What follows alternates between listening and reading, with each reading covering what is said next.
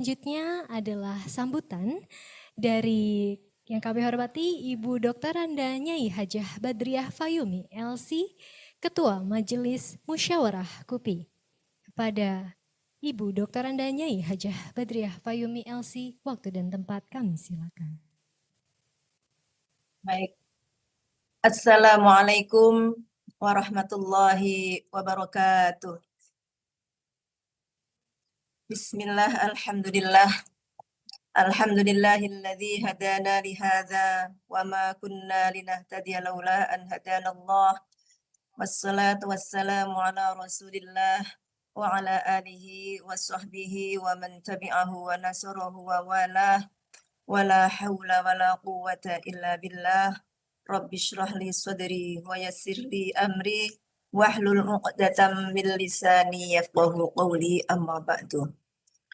Yang terhormat Rektor UIN Cyber Syekh Nurjati Cirebon, Profesor Dr. Haji Aan Jailani MAG, hadir juga Wakil Rektor 1, para dekan, dan seluruh jajaran dari UIN Syekh Nurjati, UIN Cyber Syekh Nurjati yang kami hormati.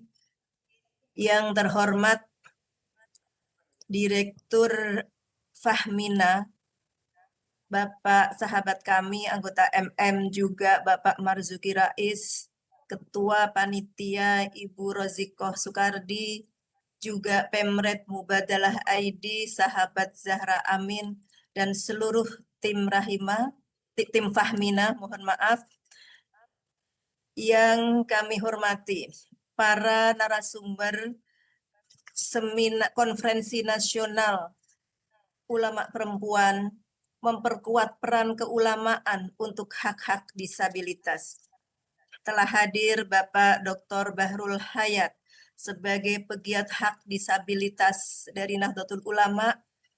Ada yang hadir Ibu Fatimah Asri Mutmainnah dari Komisioner Komnas Disabilitas. Ada sahabat saya Ibu Rofah PhD, pegiat hak disabilitas dari Muhammadiyah. Ibu Nurul Saadah MH, Direktur Sabda Jogja, dan Bapak Kiai Haji Dr. Fakihuddin Abdul Qadir, Ketua LP2M UIN Cyber Syekh Nurjati Cirebon. Beliau adalah juga anggota Majelis Musyawarah KUPI, dan yang penting juga untuk kita sebutkan, beliau adalah Shahibul Fikrah dari acara ini, yang sekaligus juga adalah pembina Yayasan Fahmina. Yang kami hormati dan kami banggakan, para ulama perempuan, para tokoh pelopor dan penggerak hak-hak disabilitas jaringan KUPI di ruang khidmahnya masing-masing. Secara khusus kami ingin menyebut para ulama perempuan, tokoh penggerak di UIN 1 Tulungagung, UIN Malang, dan UIN Cirebon yang telah menandatangani kontrak kerjasama untuk memastikan kampus mereka menjadi kampus yang ramah disabilitas. Dari UIN 1 ada Ibu Nyai Lailatuz Zuhriyah, ada Ibu Nyai Arifah Millati, ada Ibu Nyai Halimatus Sa'diyah. Beliau-beliau kalau tidak salah hadir juga ke Cirebon ya. Dari UIN Malang, penandatanganan kontrak kerjasama dipimpin langsung oleh Rektor Ulama Perempuan dari pesantren. Beliau adalah Profesor Dr. Hajah Ilfi Nurdiana. Hadir para tokoh penggerak hak-hak disabilitas di UIN Malang, Ibu Nyai Hajah Enik Sapti, Ibu Nur Mahmudah, dan yang lain-lain. Kemudian hadir juga dari pesantren Darul Falah Solotigo yang sudah berkomitmen mengajarkan bahasa isyarat dalam pesantrennya. Ini kami sebut secara khusus para ulama perempuan pelopor pemenuhan hak-hak disabilitas. Ibu Nyai Hajah Siti Rofiah. Yang kami hormati, ini mitra dan pendukung KUPI, kami menyampaikan terima kasih para pejabat yang terkait yang tadi telah disebutkan oleh Ibu Rozikoh dari Pemda dan Pemkot Cirebon. Tak lupa kami menyampaikan rasa hormat, terima kasih dan penghargaan yang setinggi-tingginya kepada seluruh sivitas akademika UIN SSC Cirebon yang dipimpin langsung oleh Profesor Dr. Haji Aan Jailani yang telah memberikan segala dukungan, baik dukungan dana, dukungan SDM, tempat, jamuan, jaringan, sampai kita yakin nanti akan ada dukungan follow up-nya melalui unit-unit organisasi yang ada di kampus UIN Cirebon yang membanggakan ini. Kampus UIN Cirebon ini menjadi kampus penting dan bersejarah dalam konteks perjuangan dan pergerakan KUPI, karena di kampus inilah pertama kali pada tahun 2017 Konferensi Internasional KUPI yang dihadiri 11 negara dan ratusan peserta dari berbagai tempat di Indonesia berkonferensi untuk melakukan peneguhan eksistensi dan peran ulama perempuan. Itu terjadi 8 tahun yang lalu. Tahun ini, tahun 2025, UIN Cirebon mengukirkan sejarah penting kembali bagi perjuangan Kongres Ulama Perempuan Indonesia, yaitu dengan memberikan ruang bagi pembuktian peran para ulama perempuan, baik dari perguruan tinggi, pesantren, komunitas, maupun dari majelis taklim. Terima kasih kepada UIN Cirebon. Wabil khusus kami ingin menyampaikan rasa hormat dan terima kasih setinggi-tingginya kepada Ibu Nyai Hajah Masriah yang beliau adalah Kapus Studi Gender Anak dan Disabilitas di UIN ini, juga Ibu Nyai Maulidiah Ulfah yang sangat aktif dalam konferensi ini. Beliau adalah Kapus Pemeringkatan UIN SSC. Kami ingin menyapa dengan memberikan rasa hormat dan penghargaan yang setinggi-tingginya juga kepada seluruh peserta konferensi yang hadir ke Cirebon ini, hadir offline dengan biaya sendiri. Menyampaikan permintaan maaf kepada peserta yang terpaksa hadir online karena ruang akomodasi untuk kehadiran offline tidak memadai. Karena itu kami menyampaikan penghargaan dan terima kasih atas kehadiran dan kepesertaan seluruh peserta pada kesempatan ini. Yang hadir langsung ke Cirebon ini ada dari Cirebon tentu saja, Indramayu, Majalengka, Kuningan, Jakarta, Semarang, Tulungagung, Malang, dan yang online dari seluruh kota di Indonesia.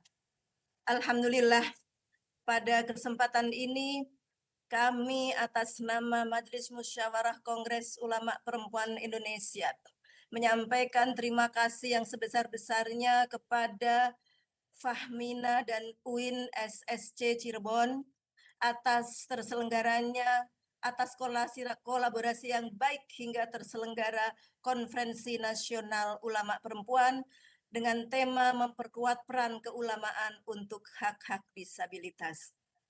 Bagi Kongres Ulama Perempuan Indonesia, acara seperti ini dan acara-acara yang lainnya, seluruh acara dalam perspektif KUPI bukanlah sekedar kegiatan atau program, apalagi program yang dicari-cari karena untuk menghabiskan dana, atau program yang diada-adakan karena oh kebetulan ada kesempatan. KUPI tidak bekerja seperti itu.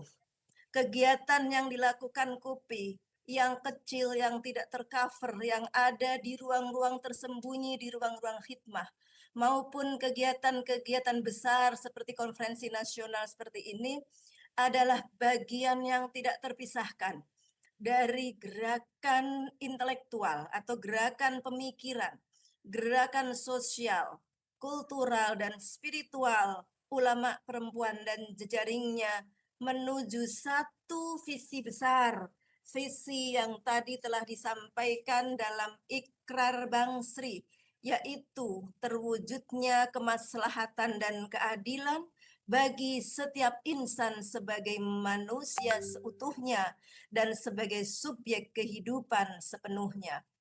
Sebagai manusia seutuhnya, KUPI berketetapan bahwa manusia apapun jenis, latar belakang, gender, juga keadaan fisiknya adalah manusia yang utuh, baik fisik, psikologis, psikis, intelektual, juga spiritual, bahkan juga makhluk sosial. Dan sebagai subjek kehidupan sepenuhnya, manusia dalam pandangan KUPI, laki-laki maupun perempuan, termasuk juga anak-anak dan siapapun, para penyandang disabilitas, termasuk juga di dalamnya, adalah subjek kehidupan sepenuhnya, bukan sebagai subjek sekunder, apalagi hanya sebagai objek. Visi besar inilah yang kemudian menuntun gerakan dan pemikiran KUPI dalam khidmah-khidmah keilmuan, khidmah-khidmah dakwah, khidmah-khidmah sosial, khidmah-khidmah kemasyarakatan, dan juga khidmah-khidmah kultural yang lainnya. Nah, berangkat dari pengetahuan untuk menjadi kesadaran sebagai gerakan pemikiran, salah satu misi penting Kongres Ulama Perempuan adalah memproduksi pengetahuan secara partisipatoris, ya, dengan merujuk pada Al-Quran, hadis, aqwal ulama, konstitusi negara sebagai konsekuensi bagi bahwa kita adalah bagian dari bangsa Indonesia, dan sudah pasti dan harus yang ini menjadi ciri khas epistemologi KUPI, rujukan dasar KUPI di dalam pandangan keagamaan dan fatwanya, mempertimbangkan pengalaman perempuan dan pengalaman manusia yang terkait dengan tema yang dibahas. Dalam konteks ini, pasti kita menjadikan pengalaman kawan-kawan disabilitas sebagai rujukan penting dari pandangan, perspektif, fatwa maupun gerakan KUPI secara umum. Pengalaman manusia yang diadres KUPI sebagai rujukan produksi pengetahuan dan juga langgam ataupun nilai-nilai dan langkah-langkah dalam gerakan KUPI ini meliputi rasa. Jadi bagi KUPI, kita tidak hanya bicara pada akal, tetapi juga bicara pada kalbu, bicara pada hati, dan kan itu cakupan dari ma'ruf, mencakup juga asa, cita-cita, ada rasa, ada asa, tapi juga kita sekaligus tidak menutup mata dan bahkan menjadikan fakta sebagai pengalaman hidup yang harus dijadikan rujukan. Juga yang paling penting, untuk apa dan mengapa kita mesti berjuang bersama mewujudkan keadilan, karena di sana ada kendala, baik kendala kultural maupun kendala struktural. Ini dialami oleh semua kelompok, baik dalam kategori kelompok du'afa maupun kelompok mustad'afin, dan kepada merekalah Kongres Ulama Perempuan hadir untuk bersama-sama membangun pengetahuan, lalu mendiseminasikannya, mendakwahkannya, melakukan riset tentangnya, melakukan edukasi dan taklim atas pengetahuan yang sudah diproduksi bersama itu, juga melakukan publikasi, dan tidak kalah pentingnya juga melakukan advokasi kebijakan untuk mendorong kebijakan-kebijakan sesuai dengan harapan demi terwujudnya keadilan dan kemaslahatan bagi setiap manusia sebagai manusia seutuhnya dan subjek kehidupan sepenuhnya. Nah, Bapak dan Ibu sekalian, para peserta konferensi nasional, para narasumber, Mas dan Adi kemana, seluruh Bun? panitia yang kami hormati, memproduksi, mendiseminasi, mengedukasi pengetahuan ini menjadi salah satu dari 4 misi dari UPI sebagai gerakan. Selain tentu saja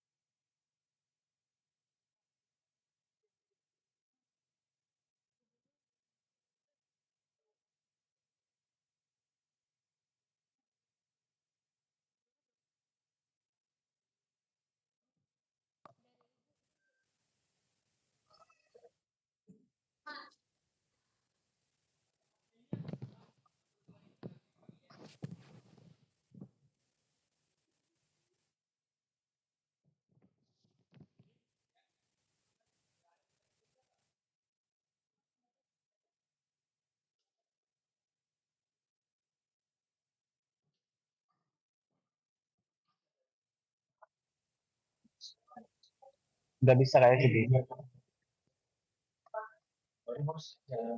Admin pesantren mahasiswa Imut.